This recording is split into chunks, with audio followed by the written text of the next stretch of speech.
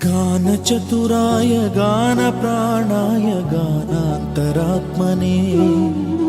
गानोत्सुकाय गानमत्ताय गानोत्सुकमनसे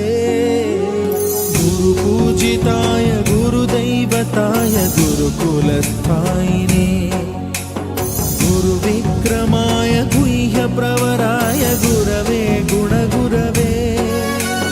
गुरुदैत्यकलक्षेत्रे गुरुधर्मसदाराध्याय गुरुपुत्रपरित्रात्रे गुरुपाखण्डखण्डकाय गीतसाराय गीततत्त्वाय गीतगोत्राय धीमहि